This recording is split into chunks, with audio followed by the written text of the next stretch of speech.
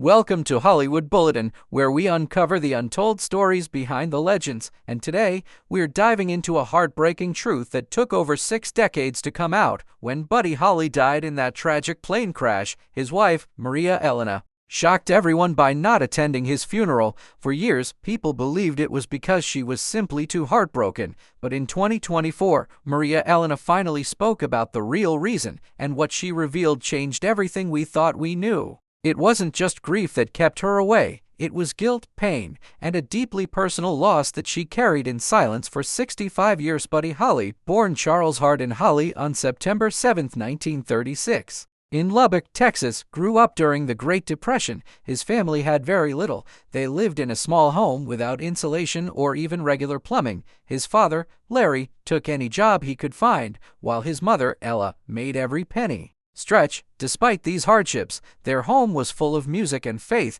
and it was during those family jam sessions that Buddy found his love for music at 5. He was already eager to be on stage, and during a local talent show, they gave him a violin with a greased bow so it wouldn't make a sound, but Buddy played along and charmed the crowd anyway. That moment showed his determination to be part of something bigger. As he got older, he began to rebel, sneaking out, swearing, drinking, and even stealing small items. By day, he looked like the polite boy next door, but by night, he was pushing boundaries. One of the most shocking stories from his teenage years was how he lost his virginity, set up by friends and watched by them too. It wasn't about romance, it was about proving himself. When Buddy saw Elvis Presley perform in 1955, everything changed. After meeting Elvis and even opening for him, Buddy's style shifted. He moved from country music to the explosive sound of rock and roll, inspired by the energy and chaos it brought. Signed with Decca Records in 1956, and due to a typo, his last name became Holly instead of Holly. A small mistake that became iconic, but the dream quickly turned into a nightmare.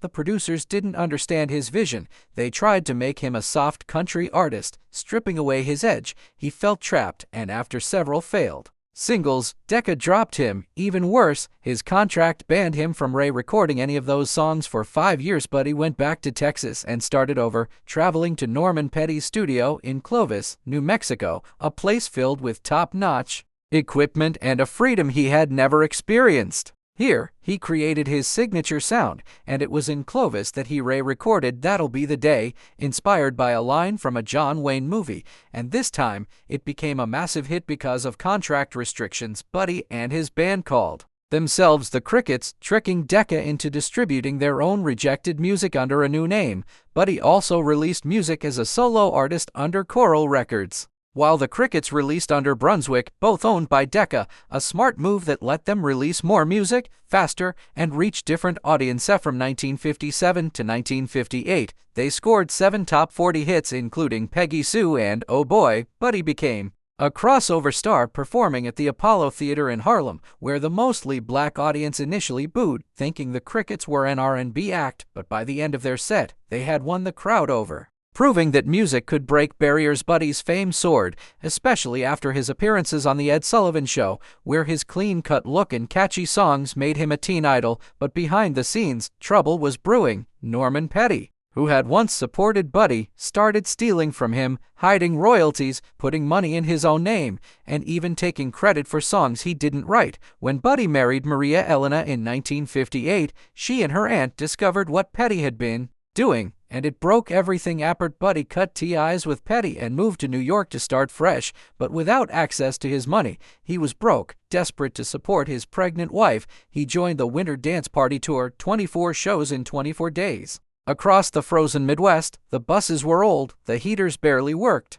Musicians were hospitalized for frostbite, and the tour route made no sense, jumping hundreds of miles with no rest. On February 2, 1959, after a show in Clear Lake, Iowa, Buddy chartered a small plane to get to the next stop faster. The Big Bopper, sick with the flu, asked Waylon Jennings for his seat, and Tommy Alsop lost a coin toss to Richie Valens for the last spot. The 21-year-old pilot, Roger Peterson, wasn't trained to fly in bad weather, and when the plane took off at 12:55 a.m., it crashed just minutes later in a snow-covered cornfield, killing all 4 on board. Buddy Holly died at just 22, and the crash devastated María Elena, who was 2 weeks pregnant at the time. When she heard the news from a TV broadcast, the shock caused her to miscarry, losing both her husband and unborn child in one cruel moment. She was too weak to attend the funeral and was told by doctors to stay in New York. For decades, people judged her absence, thinking it was simply grief, but in truth, it was trauma, guilt, and overwhelming loss. Her story,